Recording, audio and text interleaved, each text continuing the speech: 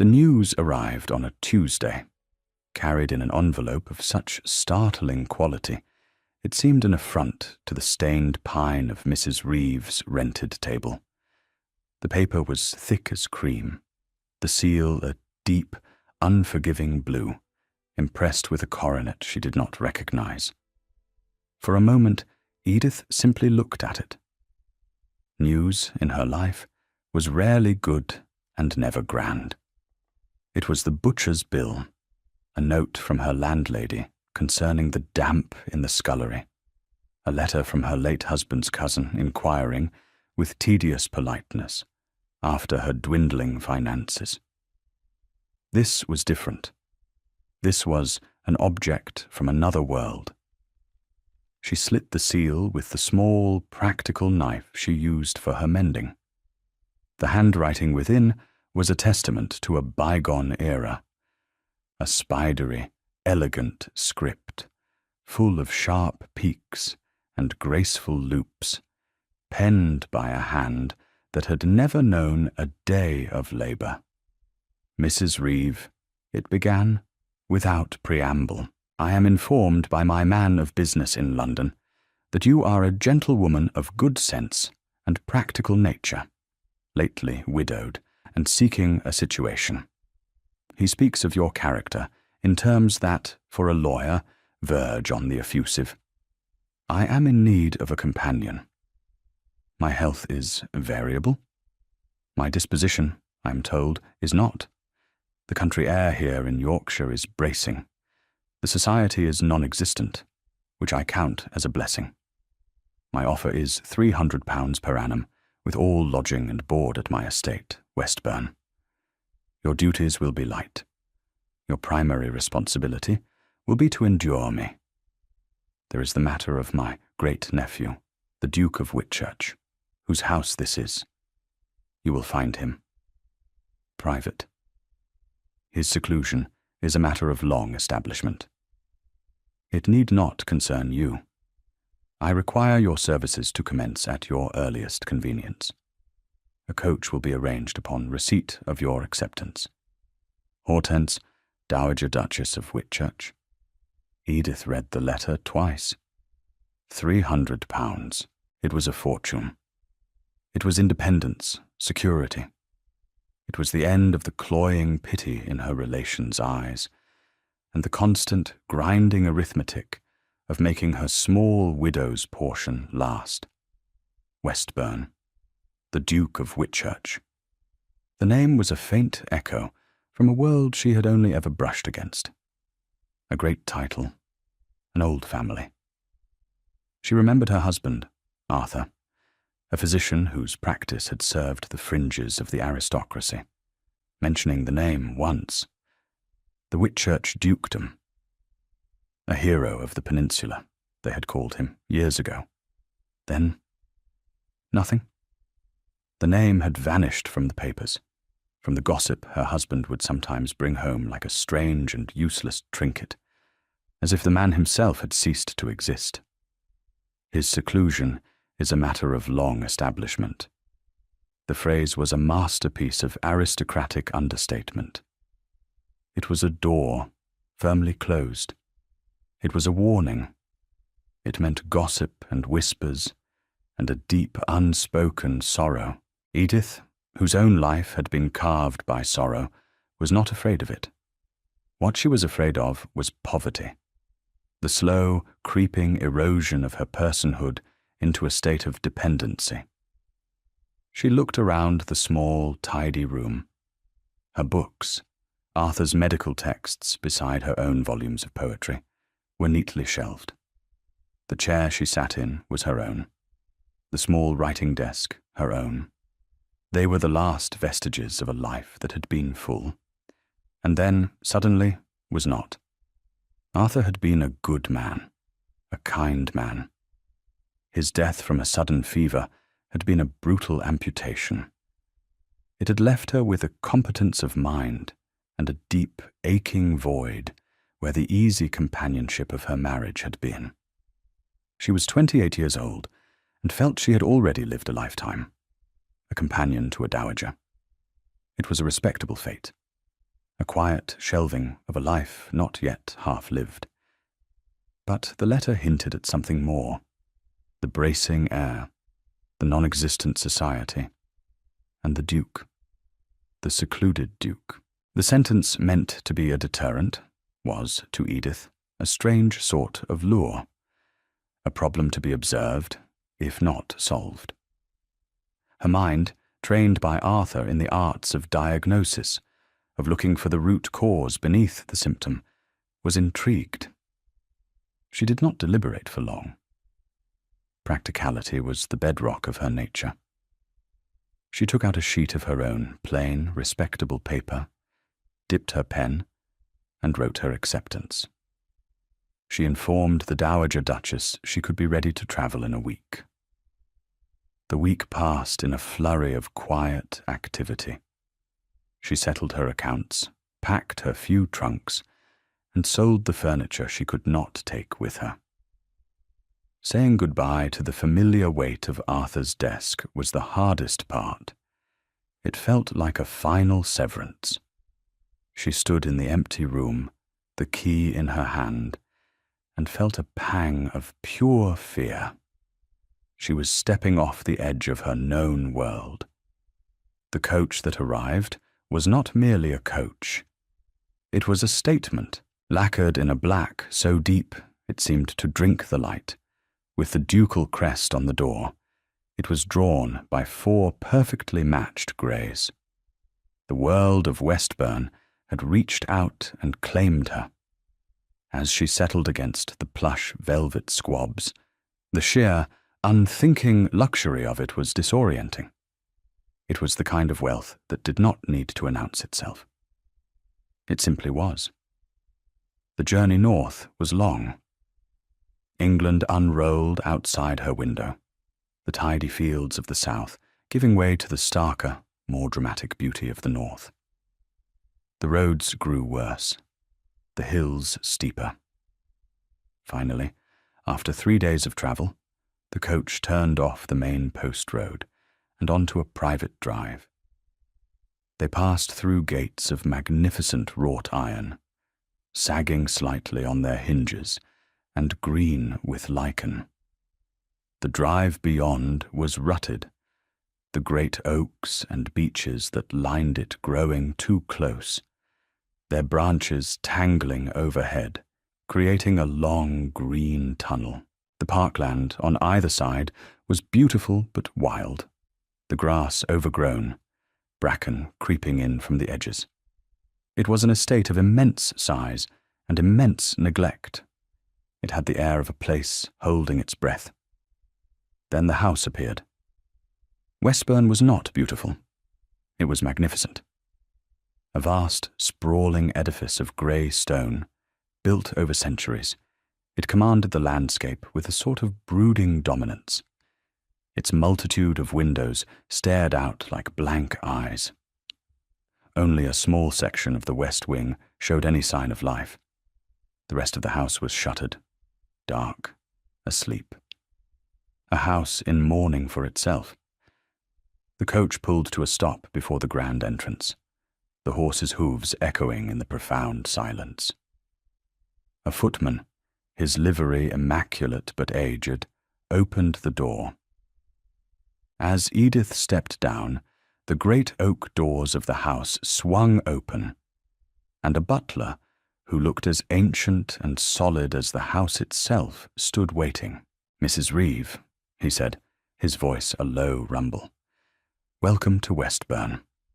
Her Grace the Dowager Duchess is expecting you." He led her inside. The scale of the entrance hall was breathtaking. It rose 2 stories to a coffered ceiling from which a great, dust-shrouded chandelier hung like a fossil. The air was cold, still, and smelled of stone, beeswax, and something else, the faint, dry scent of disuse. Her footsteps and the butler's were the only sounds. It was quieter than a church, a mausoleum. They passed closed door after closed door. Portraits of long-dead Bowhursts, in ruffs and wigs and armour, watched her progress from the shadows, their painted eyes seeming to follow her. The silence was not peaceful. It was heavy, weighted. Finally, the butler stopped and opened a set of double doors. "Mrs. Reeve, my lady." The room she entered was a shock. Where the rest of the house was dim and cold, this chamber was filled with light and warmth. A fire blazed in the hearth, and every surface was cluttered with books, needlework, porcelain figures, and pots of flowering plants. It was an island of defiant life in a sea of slumber. In the center of it all, in a high-backed wing chair, sat a woman who could only be the Dowager Duchess of Whitchurch.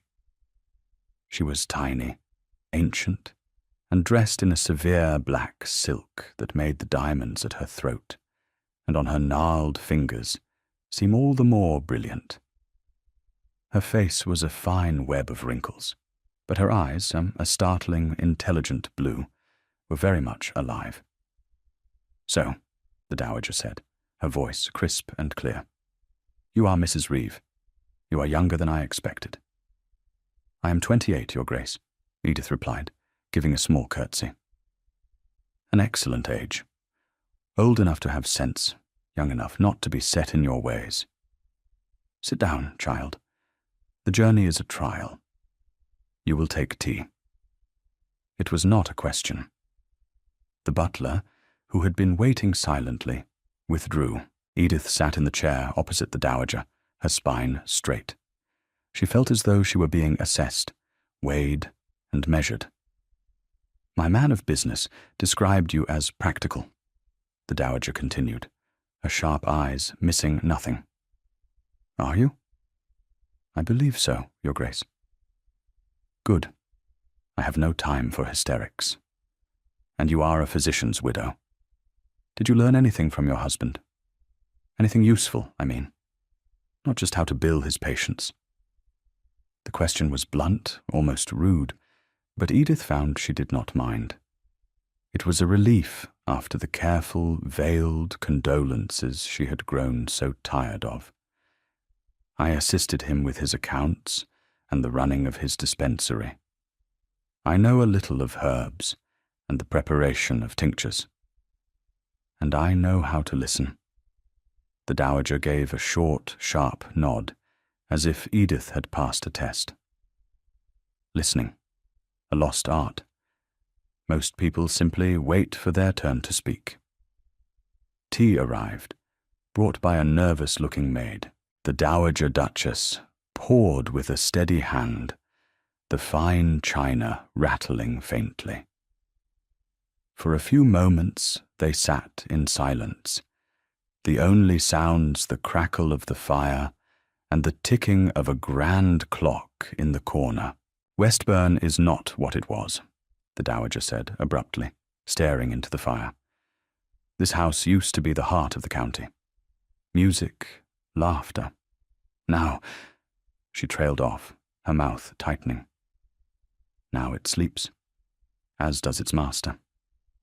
She turned her gaze back to Edith. "My great-nephew, William, the Duke.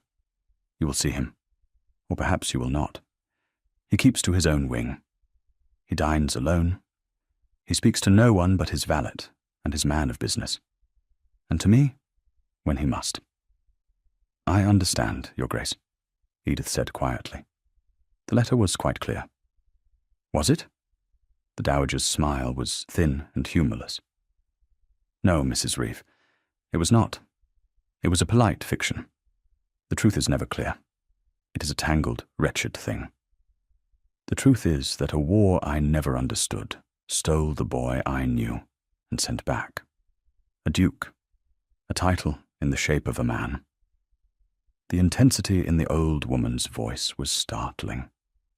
This was the real reason she was here. Not to read aloud or play piquet. She was a tool, a lever, brought here to pry open a door that had been sealed for a decade. Just then, the door to the drawing-room opened. A man stood on the threshold.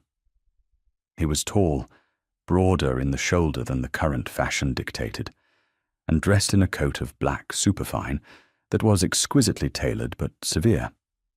His hair was dark brown, thick and unruly, and his face was a study in harsh angles. A strong jaw, a straight nose, a firm mouth. It was a face that might have been handsome, but was instead merely formidable. His eyes, a shade of cool, clear grey, swept the room and settled on Edith with an expression of faint, chilling distaste. But it was not his face or his bearing that held the eye. It was his left side. The sleeve of his coat was pinned neatly, flat against his torso. Where his left arm should have been, there was nothing. He did not enter the room. He stood poised in the doorway, one hand resting on the frame, his entire posture a masterpiece of controlled tension. "Aunt," he said. His voice was a low baritone, clipped and devoid of warmth. "You have a visitor." "I have a new companion, William," the dowager replied, her tone sharpening. "This is Mrs. Reeve. Mrs. Reeve, may I present my great-nephew, His Grace, the Duke of Whitchurch." Edith rose and gave another small curtsy. She kept her eyes on his face, not on his shoulder. It was a deliberate choice. She would not be one of the starers. The Duke gave a nod so infinitesimal it was almost an insult. His gaze did not linger on her. It was as if she were a piece of furniture his aunt had acquired, and an unwelcome one at that.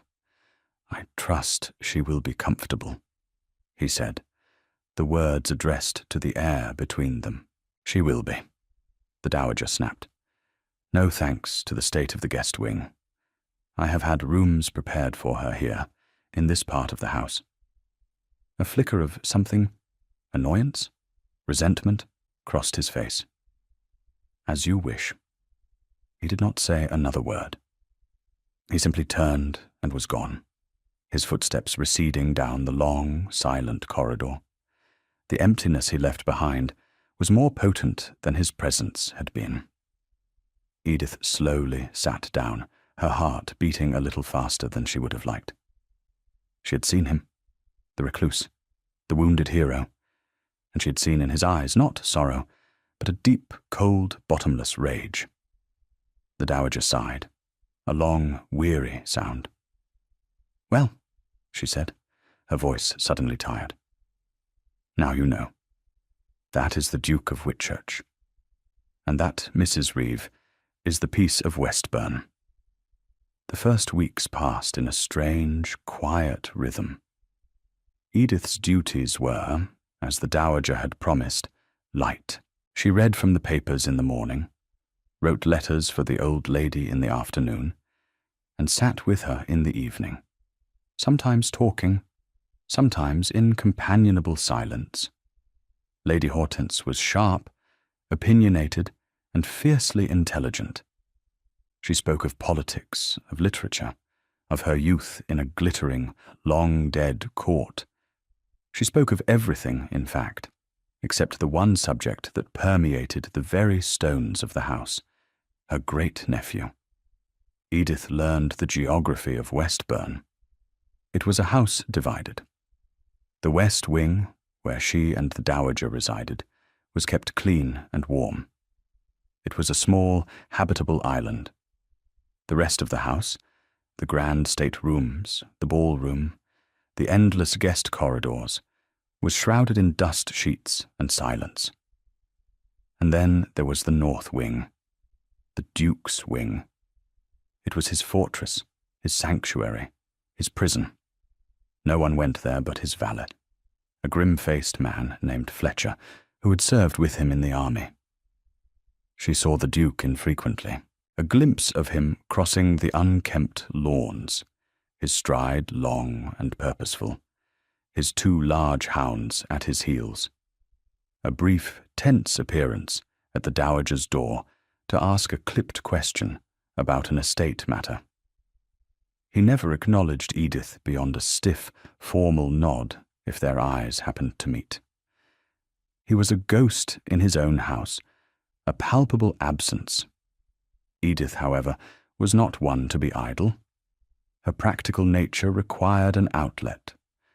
With the dowager's amused permission, she began to impose her own quiet order on the chaos. She started with the household accounts, which were in a state of neglected disarray.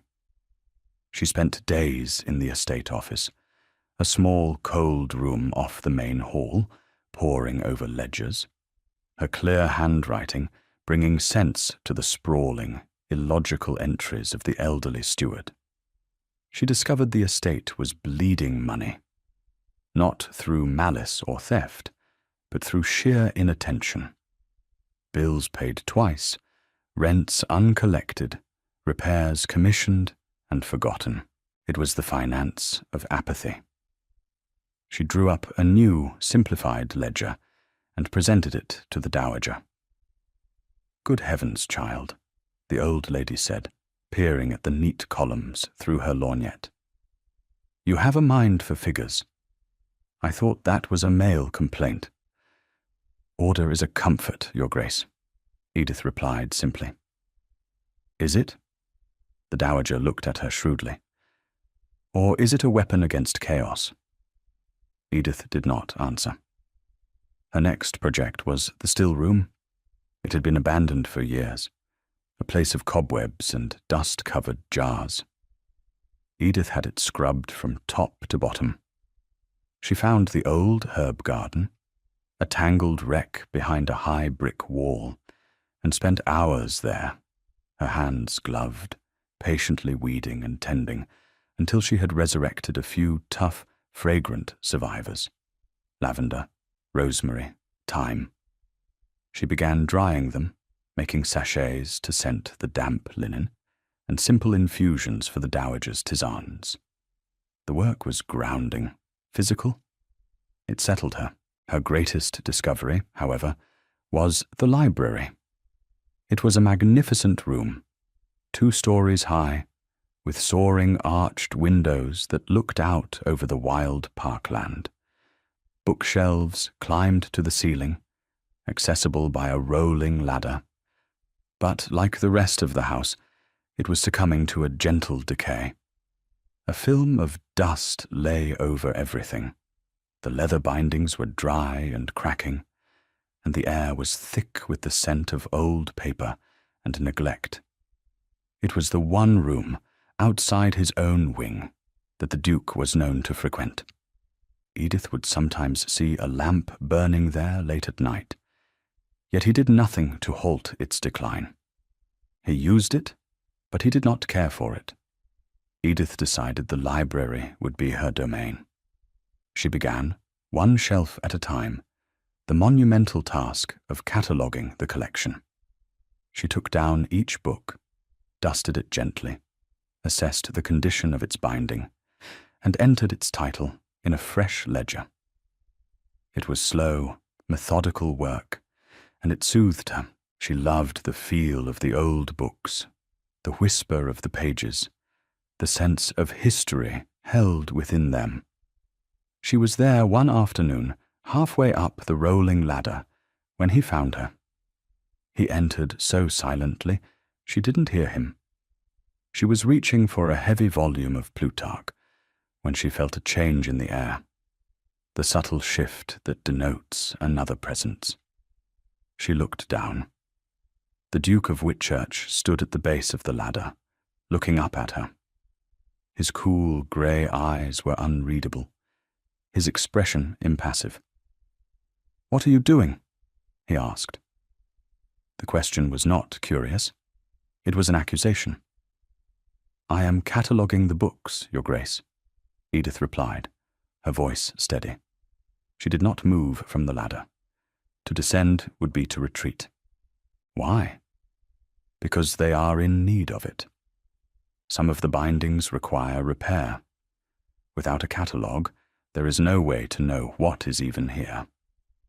He gestured vaguely at the thousands of volumes surrounding them. It is a futile exercise. Most of these books have not been opened in a century. Edith looked from the book in her hand to his face. She saw the tension in his jaw, the rigid control in his posture. He was a man braced for a blow that had already fallen. "Order is never futile, Your Grace," she said, her voice softer than she intended. "It is a form of peace." The words hung in the dusty, sunlit air between them. She had expected a sharp retort, a dismissal. Instead, he was silent. He looked away from her, his gaze sweeping over the chaotic shelves, as if seeing them for the first time. For a long, stretched moment, he said nothing. A muscle worked in his jaw. Then, without another word, he turned and walked out of the library, his boots echoing on the polished floor. Edith remained on the ladder, her heart pounding. It was the longest conversation they had ever had, and in it she had seen the first infinitesimal crack in the fortress of his solitude. She looked down at the heavy book in her hands. It suddenly felt less like a task and more like a beginning. "We'll take a very short break. If you don't want to miss new stories, please subscribe to the channel." The small moment in the library did not precipitate a sudden change. The Duke did not seek her out, nor did he begin to frequent his aunt's drawing room. The vast, silent house continued in its somnolent state. Yet something had shifted, subtly. When she saw him at a distance now, his nod of acknowledgement was no longer an insult, but a neutral fact. When he passed her in a corridor, his cool grey eyes would meet hers for a fraction of a second longer before sliding away. He was aware of her. An observer in his own wilderness, he had taken note of a new species. Edith continued her work. The library became her sanctuary. She learned the feel of the room, the way the light moved across it during the day. She learned that the Duke's preferred reading was history and military strategy. He would take a book from a shelf and leave it on a reading table, a silent communication that he had been there. She would find it, note its title, and return it to its proper place. They had a strange, silent partnership in the care of the books. She began to notice the small, practical difficulties his injury caused him. She saw the faint tremor of frustration in his right hand as he tried to manage a large, unwieldy folio. She saw how he angled his body to shield his left side, a constant, unconscious act of defense. She saw the way his valet, Fletcher, would anticipate his needs. Opening a door, placing a glass just so, cutting the meat on his plate before it was brought to him in his private dining room. The Duke's life was a carefully constructed edifice, designed to minimize the humiliation of needing help. Edith never offered help. Pity, she knew, would be an unforgivable offense. It would be to see only the injury, the absence. Her husband, Arthur, had taught her that a physician's greatest tool was not sympathy, but clear-eyed observation. To see the patient, the whole person, not just the ailment. Instead of offering help, she made small, unobtrusive changes. She located a heavy, wrought-iron bookstand in a dusty corner of the library and had it polished and placed near his preferred reading chair. It was an old design, one that could hold a book open, its pages weighted down, allowing it to be read with one hand. She did not mention it. She simply put it there. A week later, she saw him using it, his long fingers resting on the page. He did not look up as she passed, but she felt his awareness of her. When the Dowager asked her to consult a particular book of architectural drawings stored in a high cabinet, Edith made sure to place the rolling ladder on the right side of the cabinet, so it could be mounted and held with a strong right hand. They were tiny, almost invisible acts of consideration. Competence, not coddling. She was making the world fit him, rather than asking him to struggle against a world designed for two hands. One rainy afternoon in late autumn, a crisis arose. Not a grand crisis, but a small domestic one that, at Westbourne, felt like a major event. A message arrived from a tenant farmer, a man named Hobbs, whose cottage roof was leaking so badly one of the bedrooms was unusable. His wife was expecting a child, and the damp was a real danger. The steward, an elderly man named Dawson, who was long past his prime, had dismissed the farmer's concerns. The dowager, upon hearing of it from a distraught housemaid, whose sister was married to Hobbs, was incensed. "Dawson is a fool," she declared, "and my nephew is blind. He pays the man to manage the estate, and assumes it is managed. This cannot stand. Edith, you will go and speak to William." Edith's heart sank. "Me, Your Grace?" "Yes, you. He won't listen to me. He will think I am meddling. He will dismiss Dawson. But you have a practical head on your shoulders. You will not approach it as a tragedy, but as a problem of logistics. Go." Armed with a reluctant sense of duty, Edith made her way towards the north wing. It was territory she had never entered. The corridor grew colder, the air more still. She felt like an intruder. She found the Duke not in his private study, but in a small, stark room that contained little more than a workbench, a set of maps, and several polished pieces of what looked like disassembled clockwork.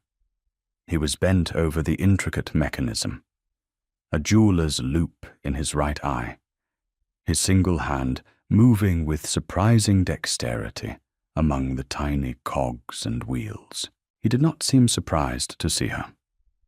He straightened up, removing the loop from his eye. "Mrs. Reeve, Your Grace, I apologize for the intrusion. Fletcher would not have permitted it if it were not important." "What is it?" She explained the situation with the Hobbs cottage, keeping her tone calm and factual. She detailed the leak, the damp, the impending birth. She did not embellish. She did not speak of suffering. She spoke of water ingress and compromised timbers. He listened, his expression hardening. "Dawson was informed of this? 2 weeks ago, I believe. And he did nothing? It was a statement, flat and cold. The man is past it. I will dismiss him." "And the roof, Your Grace?" Edith pressed gently.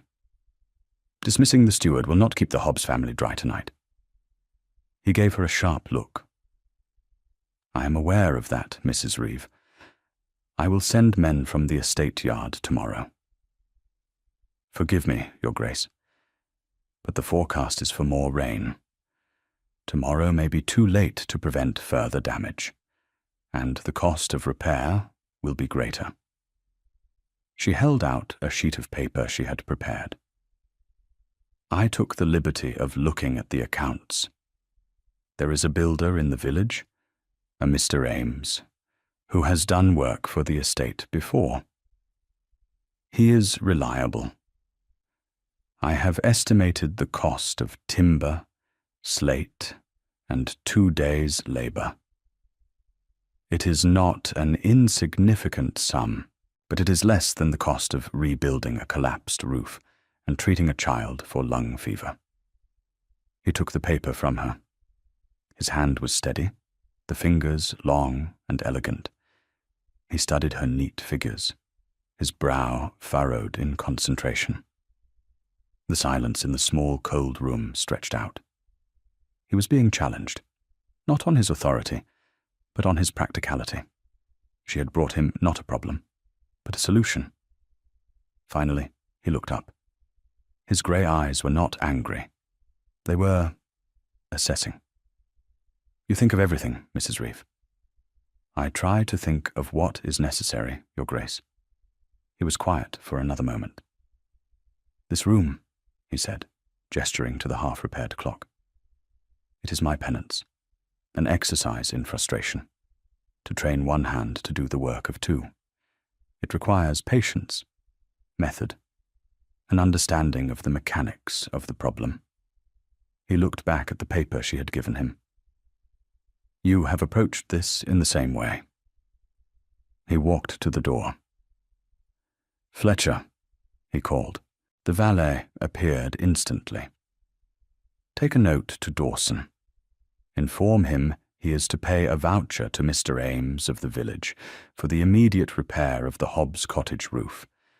The amount is not to exceed this estimate. He handed Fletcher the paper. And send a cart with dry firewood and blankets to the farm, at once.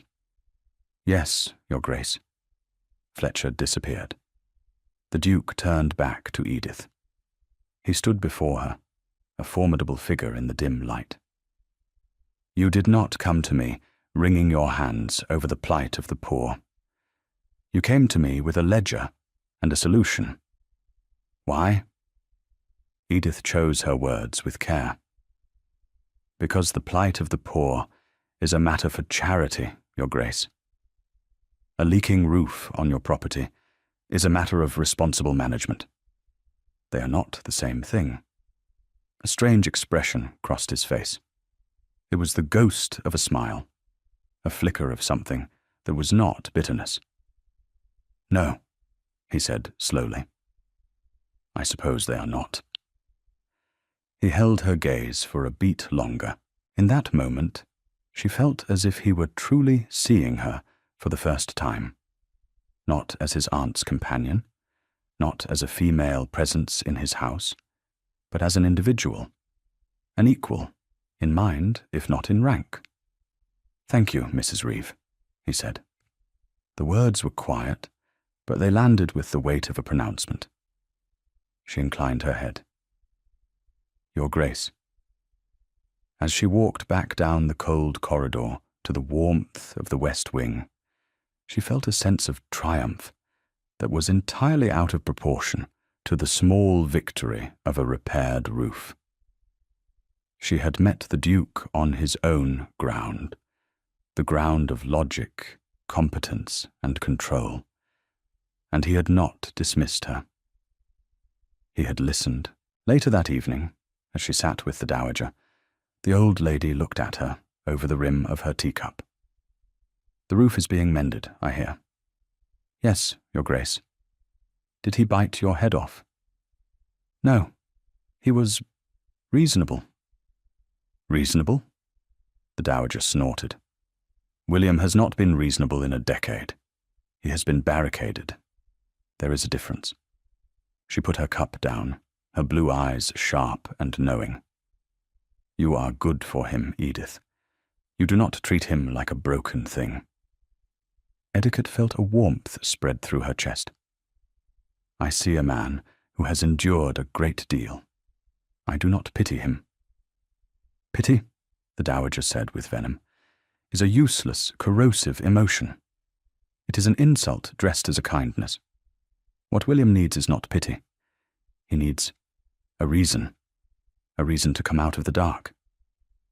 She looked at Edith, and her expression was both hopeful and deeply sad. I am an old woman. I had begun to fear he would never find one.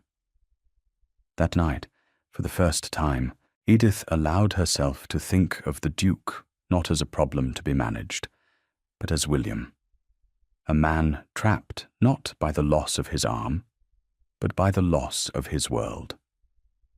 And she, in her own quiet, practical way, was standing at the edge of it, holding a candle. She did not know if he would ever choose to walk towards the light, but for the first time she felt the possibility of it, a fragile, tentative hope in the great sleeping house.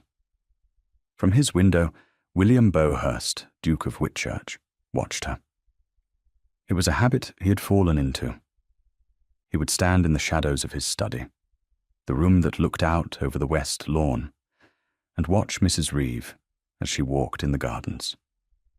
She had a calm, purposeful stride. She did not wander aimlessly. She would pause to examine a struggling rose bush or pull a persistent weed, her movements efficient and graceful. He had spent the better part of 10 years cultivating a state of perfect, unbreachable solitude. He had built walls of silence and duty, reinforced with routine and isolation. His world was small, controlled, and safe. He had his books, his maps, his clocks. He had Fletcher, who understood everything without needing to be told. He had his aunt, a familiar and welcome irritant. It was enough. It had to be enough. Then Mrs. Reeve had arrived. He had resented her presence at first. She was an intrusion, a new piece on a board he had long since mastered. He had expected a simpering, nervous creature who would flutter at the sight of him, her eyes darting to his empty sleeve with that familiar, sickening mixture of horror and pity. But Edith Reeve did not flutter. She was still. She was calm, and she did not look at his shoulder. She looked at his face. Her gaze was direct, intelligent, and unnervingly clear. It was like being seen by sunlight after a decade in a cave. He found himself thinking about her at odd moments, the way she'd stood on the library ladder, surrounded by chaos, and spoken of order as a form of peace. The way she had presented the problem of the tenant's roof not as a plea for mercy, but as a failure of logistics. She did not appeal to his heart. She appealed to his intellect. It was this that disarmed him. For 10 years, people had been trying to get at his heart. His aunt, with her sharp-tongued affection. His man of business, with his talk of ducal duty. The few old friends who had tried, in the early years, to breach his walls. They had all come with hammers of sentiment and sympathy. Mrs. Reeve came with a key forged of logic and quiet competence. He replayed their conversation in his workshop over and over again. He had told her the room was his penance. He had never admitted that to another soul, not even Fletcher. The words had simply come out. Why?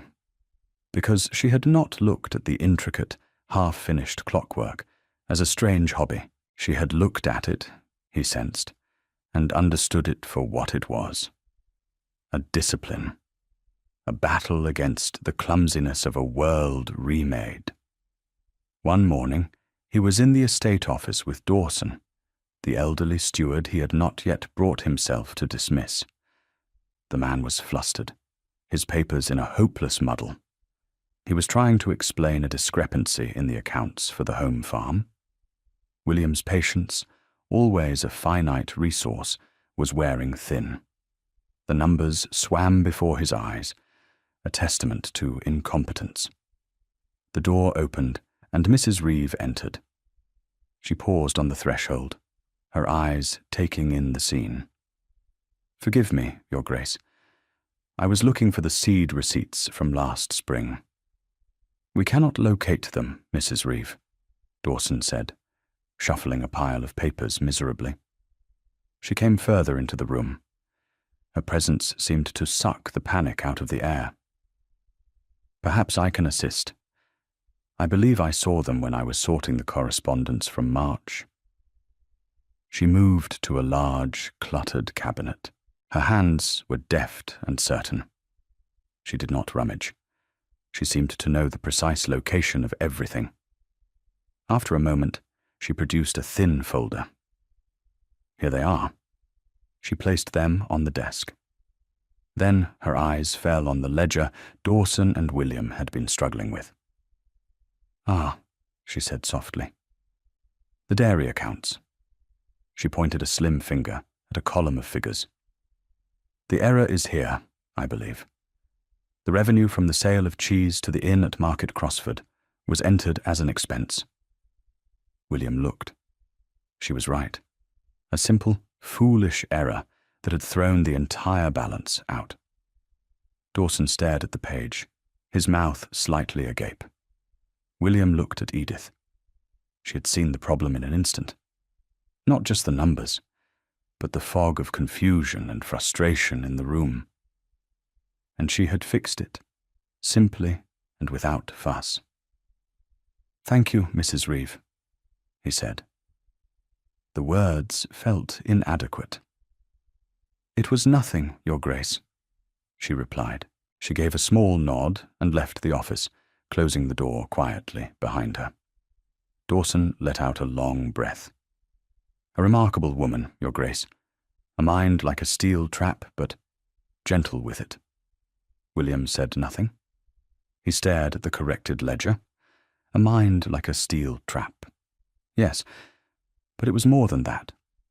It was the quiet way she moved through his world, not demanding a place in it, but simply making it better, tidier, more logical, calmer.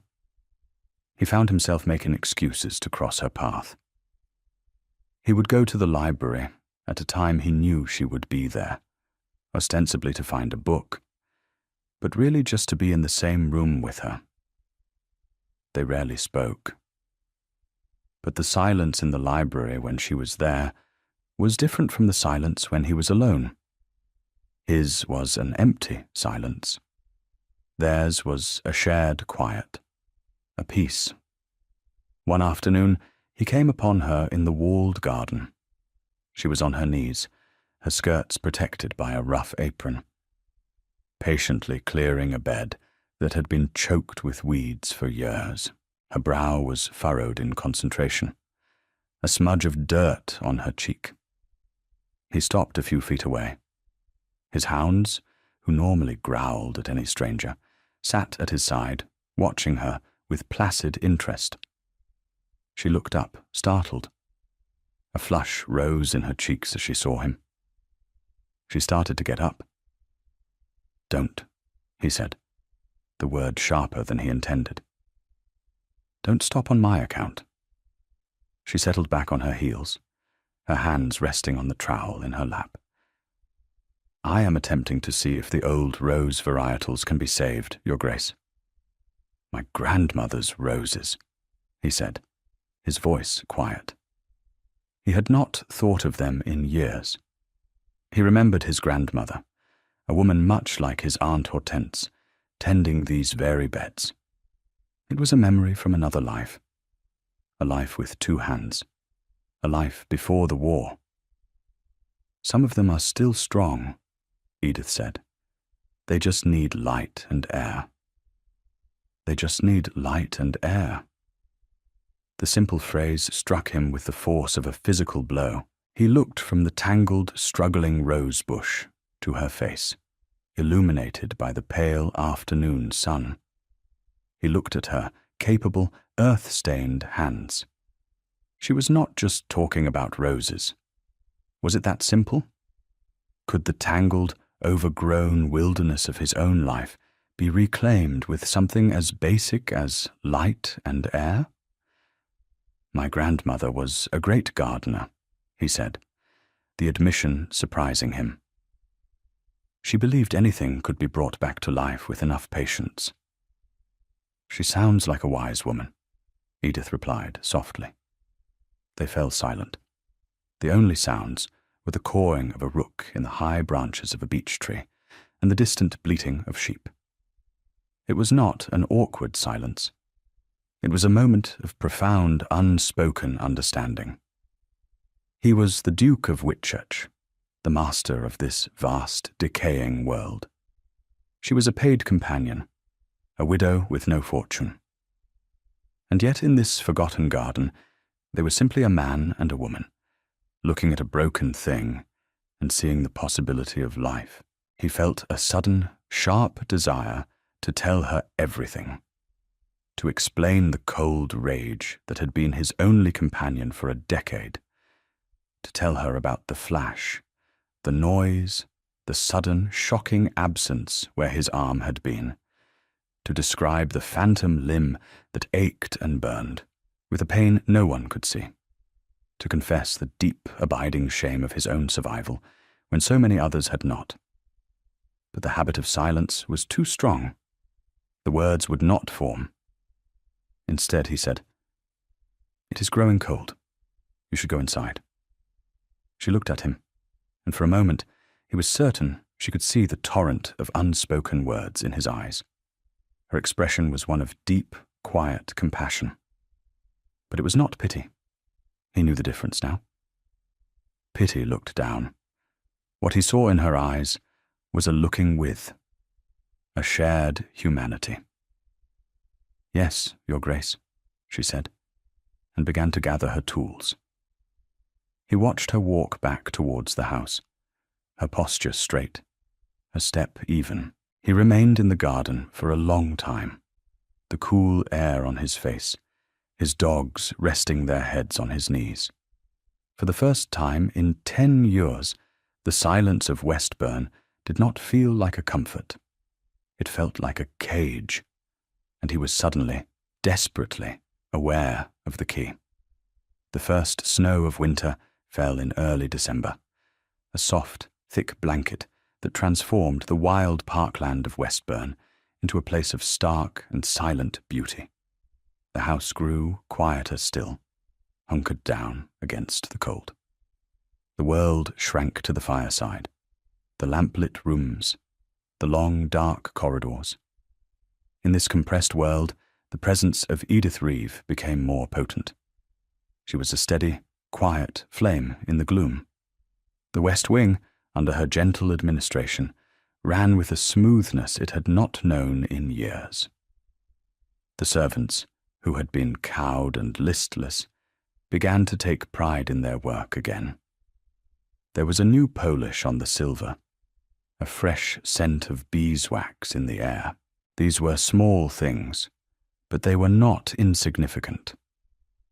They were the signs of a house beginning to breathe again. William found he was orchestrating his days to intersect with hers. A walk on the terrace at the hour she usually took the air. A visit to the library when he knew she would be at her cataloguing. These were not assignations. They were observations. He was studying her, trying to understand the nature of her calm.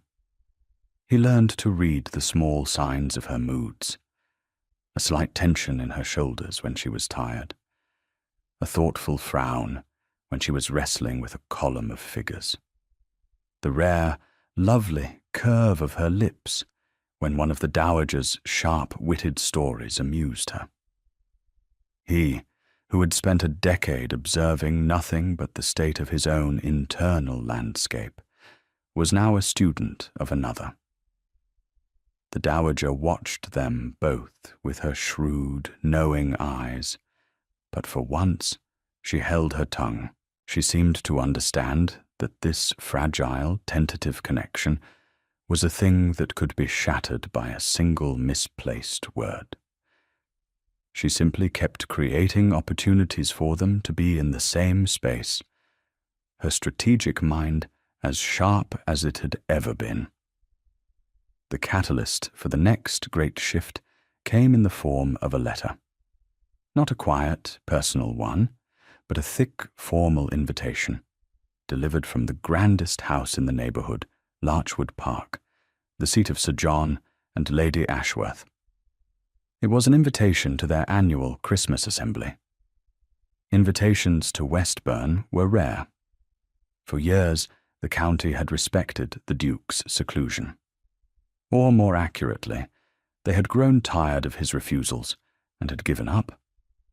But the Ashworths were new to the area, wealthy from trade, and eager to establish themselves.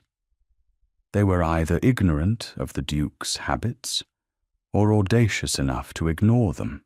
The dowager held the invitation aloft like a battle standard. They have invited us, all of us, the Duke of Whitchurch, the Dowager Duchess of Whitchurch, and guessed. Her eyes glittered. "That means you, Edith." William, who had been summoned to his aunt's drawing-room on some pretext, stood stiffly by the fireplace. "You will send our regrets, of course." "I will do no such thing," the Dowager retorted. "We are going." "I do not go to assemblies." His voice was flat, final. "You do not," his aunt agreed. "And as a result, the entire county believes you are either mad, dying, or both. Your cousin Quincy has been making himself very useful, spreading the rumor that you are no longer competent to manage your own affairs. He suggests a regency might be in order, with him as regent, naturally." A muscle jumped in William's jaw. Quincy Bowhurst, his second cousin, and heir presumptive, a man whose ambition was matched only by his lack of scruple. Quincy is a fool. He's a dangerous fool, and you have given him ammunition by hiding yourself away for 10 years. People will believe him. It is time you reminded them who the Duke of Whitchurch is. We will go to this ball. You will be seen. It is your duty." "I have done my duty," William said, his voice dangerously low. He unconsciously touched the empty sleeve of his coat. "I did my duty for king and country. I will not be paraded like a freak for the entertainment of the local gentry." The room fell silent. The word hung in the air. Freak. It was the secret, ugly word he had lived with for a decade. The word he saw in the averted eyes, the sudden silences when he entered a room. Edith, who had been sitting quietly by the window with her needlework, felt her heart contract. She looked at him, at his proud, rigid posture, at the raw pain in his grey eyes. It was the first time he had ever named the monster that haunted him. The Dowager's face softened. The fight went out of her. "William," she began, her voice full of a rare, gentle sorrow. But he did not want her sorrow. He turned on his heel. "Send the regrets," he said, and strode from the room. The Dowager sighed, her shoulders slumping.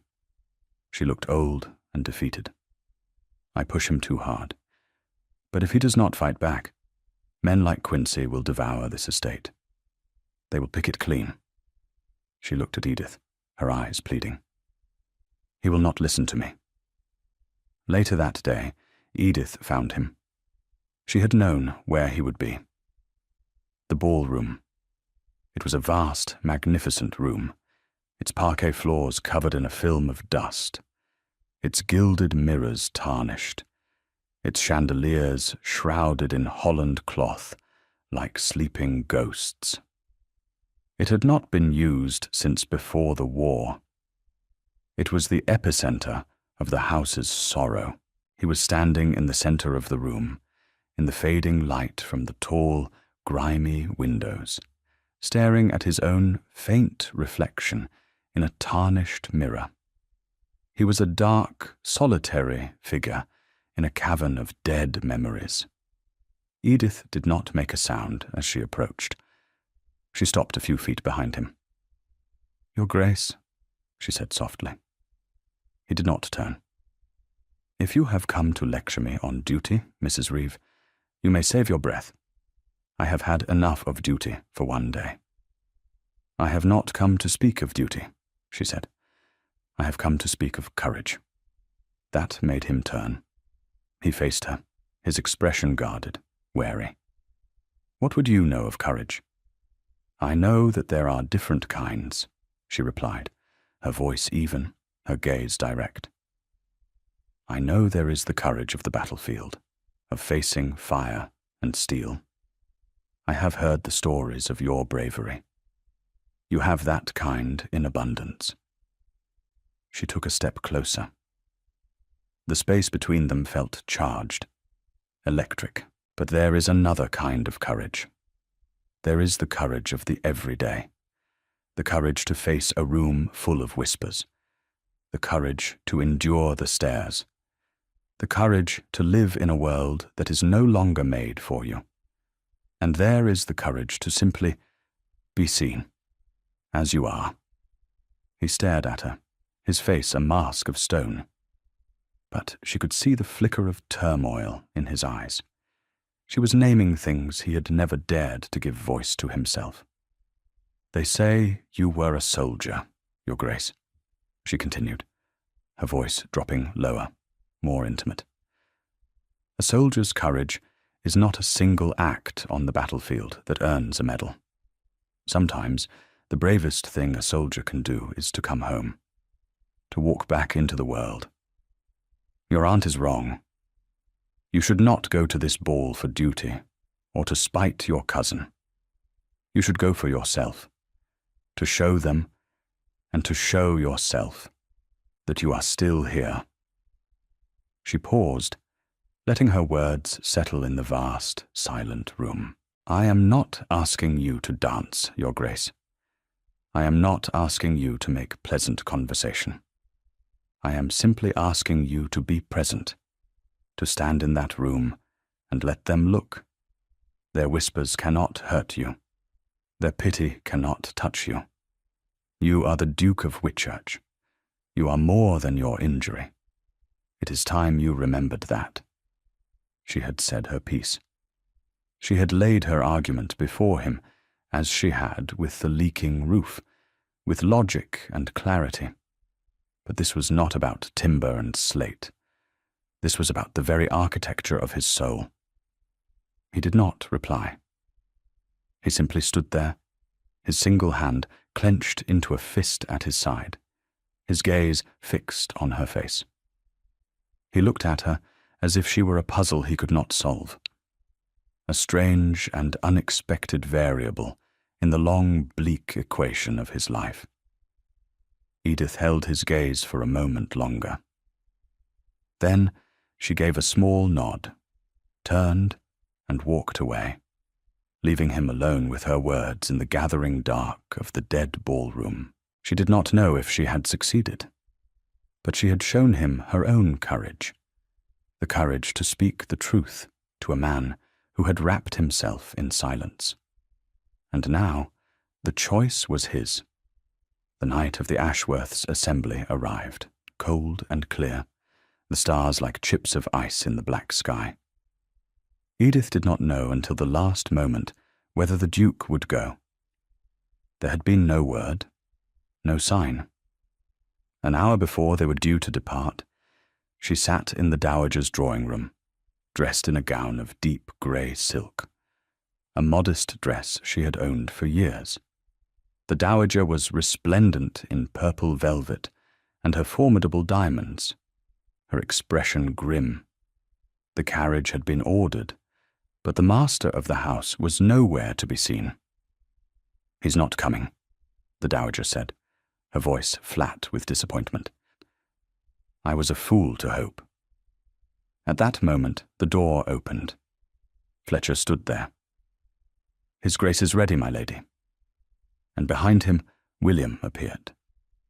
He was dressed in immaculate evening attire, a coat of the blackest wool, a waistcoat of white silk, a cravat tied with stark precision.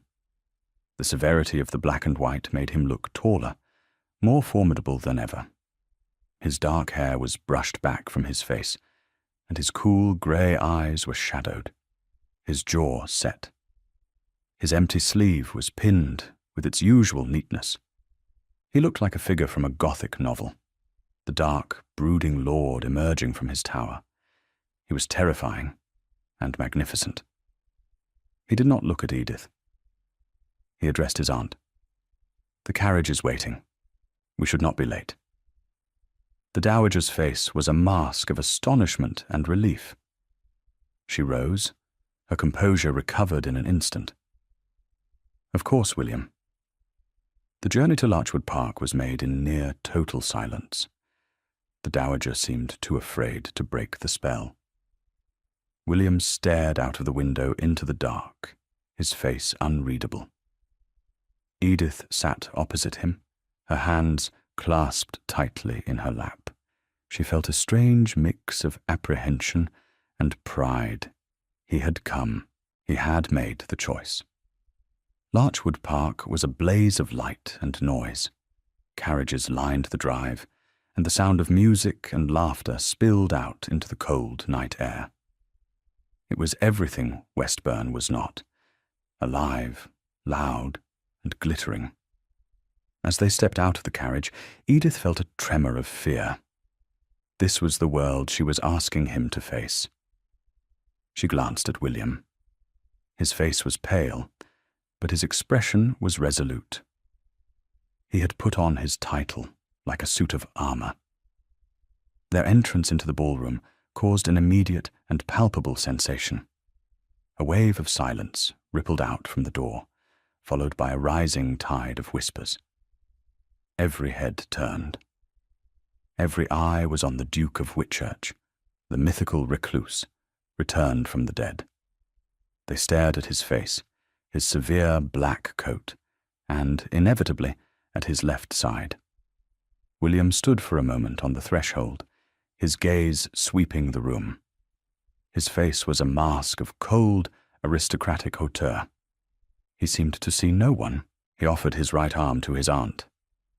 "Ma'am." The dowager placed her hand on his arm, and together they began to move into the room. Edith followed a step behind, a small grey shadow in their wake. It felt like walking into a battle. The whispers were like arrows. "Good God, it's him! I never thought to see him again. Look at his arm, the poor man. They say he's not right in the head." William gave no sign that he heard. He moved through the crowd as if parting water, his expression unchanging. He led his aunt to a pair of chairs near the patronesses, seated her, and then stood beside her, a grim, solitary sentinel. No one approached him. They stared, they whispered, but they kept their distance, as if he were surrounded by an invisible wall of ice. Edith stood beside him. She did not know what else to do. She felt the stares as keenly as he must, the weight of 100 pairs of eyes. She lifted her chin. She would be a part of his wall. She would stand with him and meet their gazes with her own quiet dignity. Sir John and Lady Ashworth bustled over, their faces wreathed in triumphant smiles. They had snared the county's greatest prize. "Your Grace, what an honour! We are so delighted you could grace us with your presence," Lady Ashworth gushed. "Lady Ashworth," William said, his voice clipped. He gave a stiff bow. The conversation was stilted, awkward. The Ashworths tried to draw him out, but his replies were monosyllabic, his demeanour glacial. After a few painful minutes, they retreated, flustered. The evening wore on. The music played, couples swirled on the dance floor, and William remained by his aunt's chair, unmoving.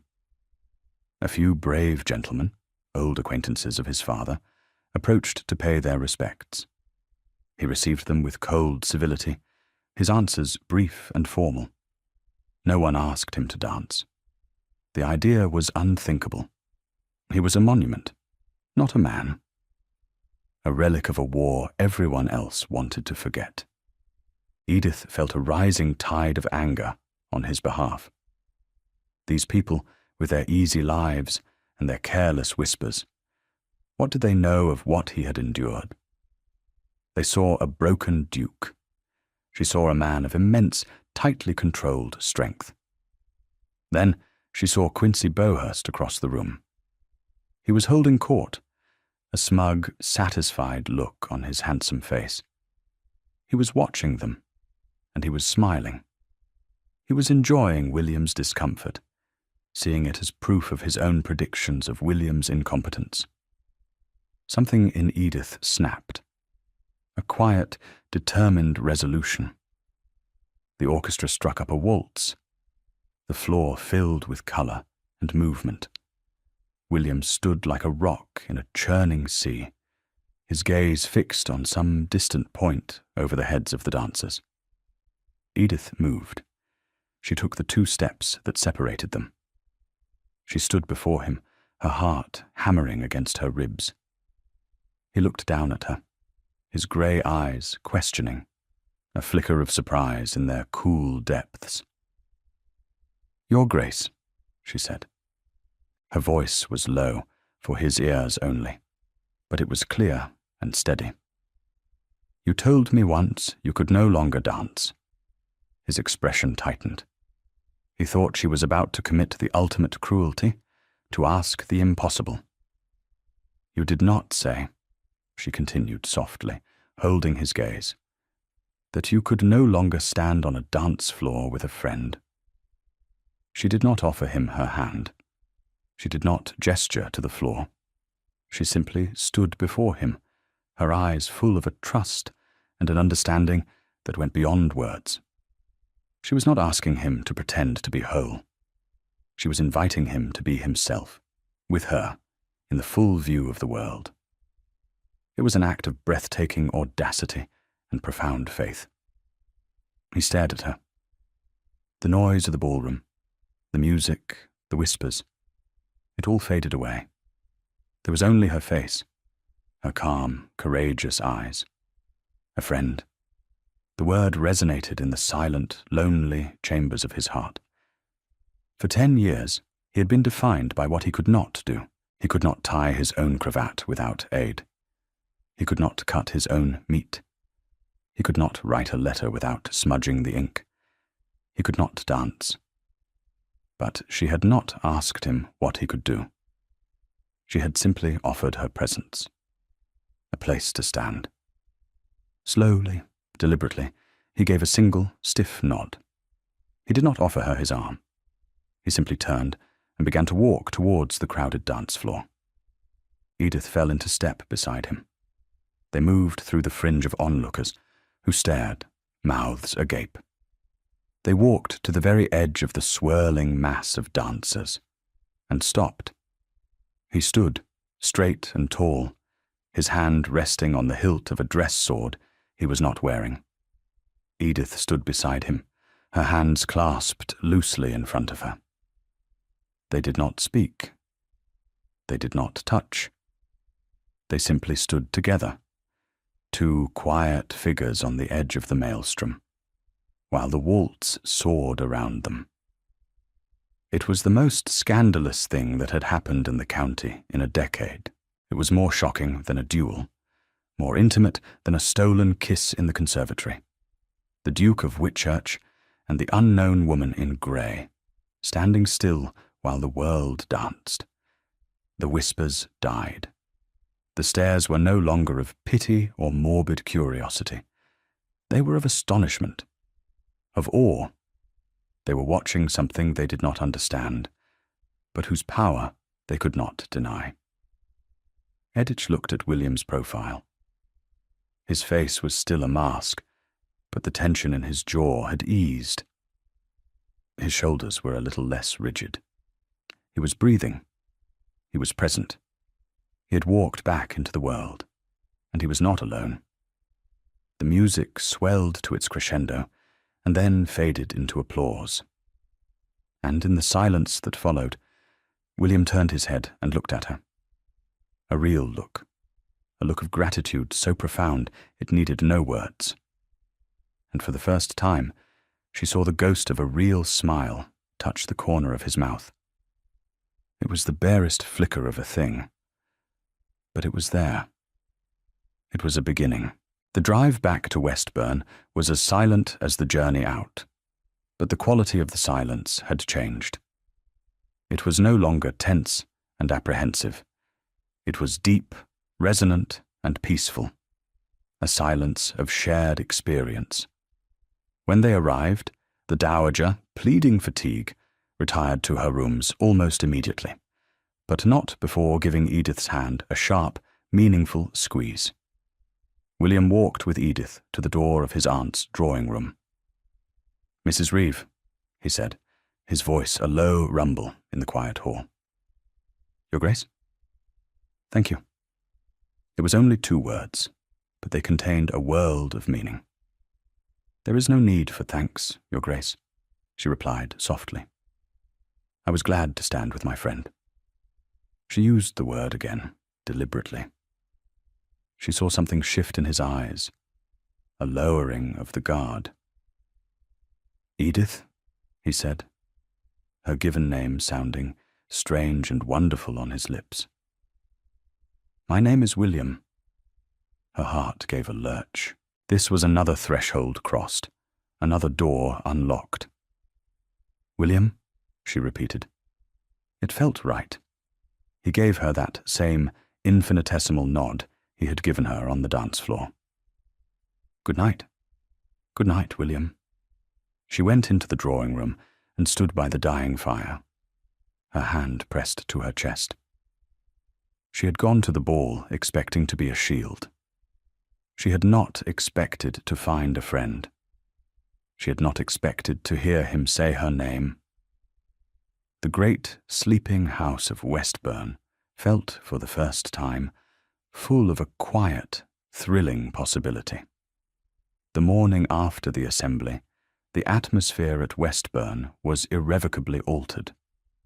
The spell of inertia had been broken.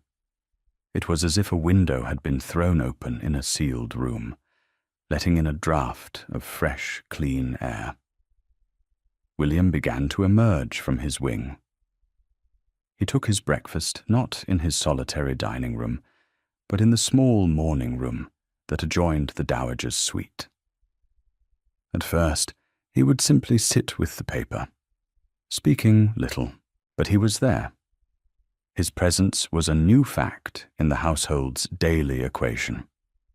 He started to walk the estate with a new purpose, not just for exercise with his dogs, but with the eye of a master. He had long, difficult conversations with Dawson, the steward. A week after the ball, the old man was retired with a generous pension, and a new, younger, more vigorous man was hired from an estate in the next county. William involved Edith in his plans. He would unroll maps and plans on the great table in the library and ask for her opinion. Not on matters of architecture or agriculture, he was the expert there, but on the human side of the estate. Which tenants were reliable? Which families were struggling? She had, in her quiet way, learned more about the people of Westbourne in a few months than he had in 10 years. "You are my eyes and ears, Edith," he told her one afternoon, as they looked over a plan to repair a row of cottages near the village. "I have been blind for too long." Their conversations were rarely personal. They spoke of drainage and crop rotation, of roof timbers and rents. But beneath the practical surface, a deeper conversation was taking place. They were learning the rhythms of each other's minds.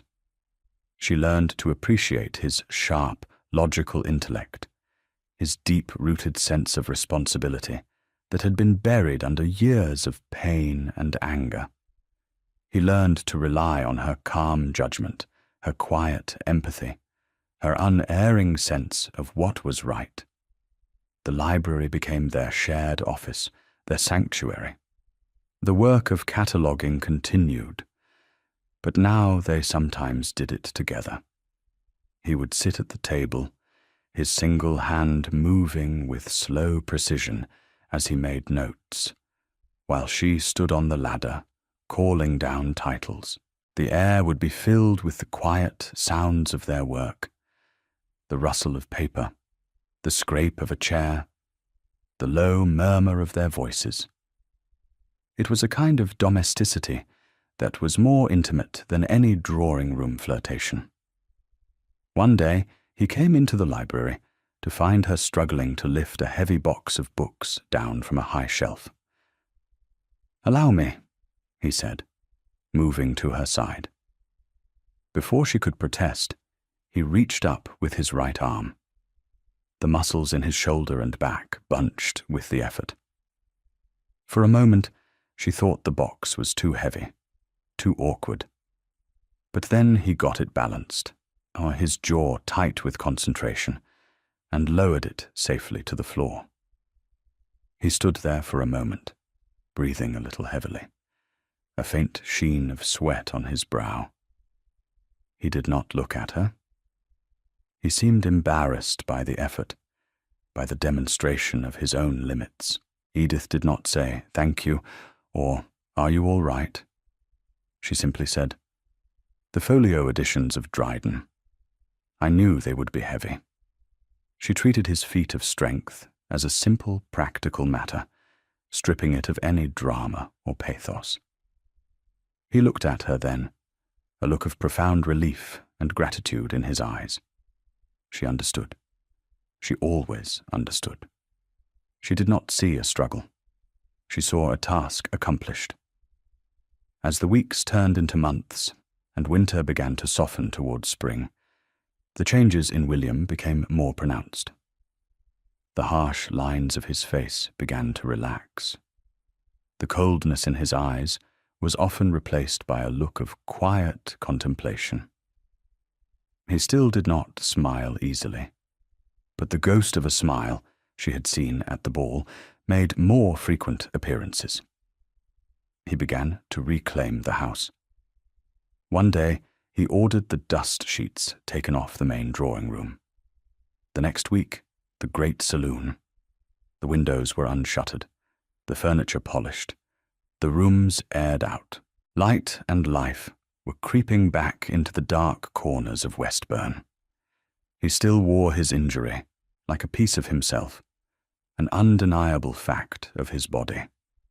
He was often frustrated by his limitations, but the black rage had subsided, replaced by a kind of grudging acceptance. He was learning to live in the world as he was.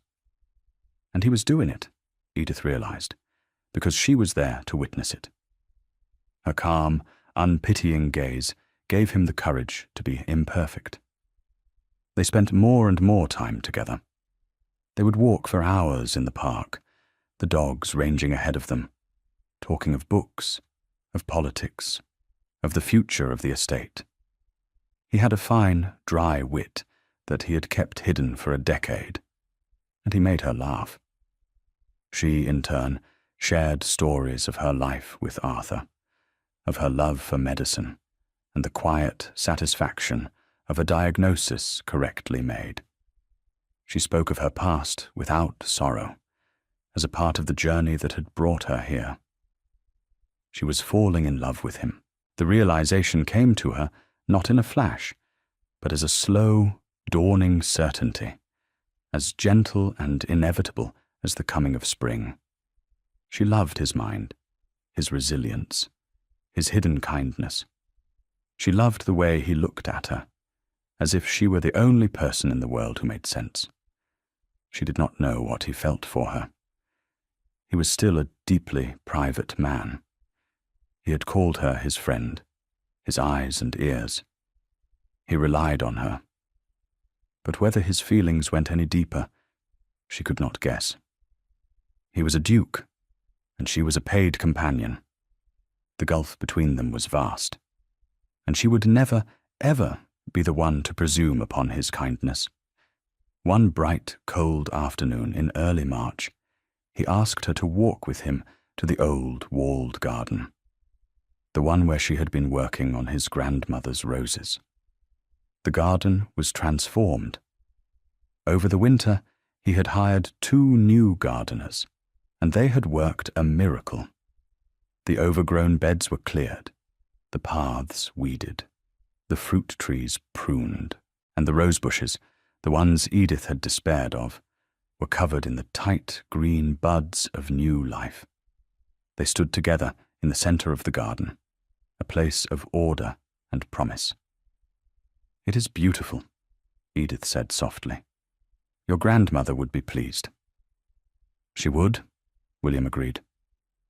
He was not looking at the garden. He was looking at her. She believed anything could be brought back to life with enough patience. He paused. "You have been very patient, Edith." "I have enjoyed watching the garden recover," she said, her heart beginning to beat a little faster.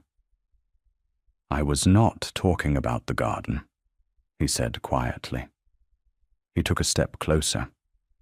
He was so close now, she could see the flecks of silver in his cool grey eyes. "For 10 years, he said, his voice low and intense. "I was a ghost. I haunted this house, and I haunted myself. I thought that was all that was left for me, a life of shadows. And then you came. You walked into my darkness, and you did not try to drag me out. You simply lit a candle, and you waited." He reached out his hand, not to touch her, but as if to show her something. "I am not the man I was. The war took him. This," he gestured to his pinned sleeve, "is a part of me now. It will always be a part of me. I will never be whole, not in the way the world understands it." He finally looked into her eyes, and she saw a vulnerability there that took her breath away. "But when I am with you, Edith, I do not feel broken. I feel seen, and I feel possible." He fell silent, as if the admission had cost him everything. Edith's heart was overflowing. He was offering her the most precious thing he had, his truth, the raw, unvarnished truth of his wounded soul, and she knew she had to offer him hers in return. It was her turn to be brave. "William," she said, her voice trembling only slightly, "when I look at you, I do not see a wounded duke. I do not see a man who is broken or incomplete. I see the man who reads Tacitus in the original Latin. I see the man who has the patience to repair a clock. I see the man who stood in a ballroom and faced down 100 whispers because he was asked to by a friend. I see a man of strength and honor and kindness. I see the man I love." The words were out, the most terrifying, most honest words she had ever spoken. She had thrown her heart at his feet, with no idea if he would or even could pick it up. He stared at her, his face utterly still. For one terrible, agonizing moment, she thought she had made a catastrophic mistake, that she had presumed too much, destroyed the fragile peace between them. Then, slowly, he raised his right hand. He cupped her cheek, his thumb tracing the line of her jaw. His touch was hesitant, gentle, as if he were touching something infinitely precious and fragile. "Edith," he whispered, and his voice was thick with an emotion she could not name. He leaned in and kissed her. It was not a passionate, demanding kiss. It was a kiss of profound tenderness, of gratitude, of homecoming. It was a quiet confirmation of everything that had passed between them, wordlessly, for months. It was the sealing of a pact. When he drew back, his eyes were shining. "I do not know if I am worthy of your love," he said, "but I will spend the rest of my life trying to be." Tears welled in Edith's eyes, but they were tears of joy. She had chosen, and he had chosen her back. In the quiet of the resurrected garden, surrounded by the promise of new life, their own new life was just beginning. Epilogue. 1 year later. A letter lay on the polished surface of the breakfast table in the morning room at Westbourne. The sun, streaming through the tall, clean windows, caught the ducal crest on the seal. It was addressed, in an elegant, flowing hand, to Her Grace, the Duchess of Whitchurch. Edith slit the envelope open. It was another invitation. The Ashworths, relentless in their social ambition, were hosting another assembly. She smiled. A year ago, such a thing would have been a declaration of war. Now it was just a piece of paper. She looked across the table. William was there, reading a report from his new steward. The morning room, once a tense and silent space, was now their comfortable habit. He looked well. The harsh, haunted look was gone from his eyes, replaced by a quiet authority, a settled peace. He still dressed in his severe, well-cut coats, his left sleeve still pinned with Fletcher's customary neatness. The arm had not grown back. The phantom pains still came on damp nights. The war was a part of him, a scar on his soul as much as his body. Love had not cured him. It had, instead, made a space for him to be whole with his wounds. He looked up, as if feeling her gaze, and his mouth curved into that rare, familiar, almost smile that was reserved only for her. "Another summons from Lady Ashworth?" "Indeed," Edith said, folding the letter. "She requests the honour of our company." "And what shall be her Grace's reply?" he asked, a teasing light in his cool, grey eyes. Edith tapped the invitation on the table. "Her Grace thinks she might enjoy a dance." William's smile widened. He rose from his chair and came around the table to stand behind her. He rested his hand on her shoulder, his warmth seeping through the fabric of her dress. Together, they looked out of the window at the grounds of Westbourne. The parkland was no longer a tangled wilderness, but a landscape of managed beauty. The house was alive, its windows shining, its heart beating steadily once more. They had found their own rhythm, a life built not on grand passions, but on quiet companionship, shared work, and a profound, abiding respect. They had their books, their gardens, their quiet evenings by the fire. They had built a world together, a world of order and peace, a world of light and air. William leaned down and pressed a soft kiss to her temple. "Then we shall go," he said, his voice a low, contented murmur against her hair. "And this time, I believe the Duke of Whitchurch might even know the steps." The final line returns to an image from the opening. The quiet, dignified life they have built together is the resolution. Thank you for listening to the story, all the way to the end. Please tell us which city you're watching from and what the story made you feel.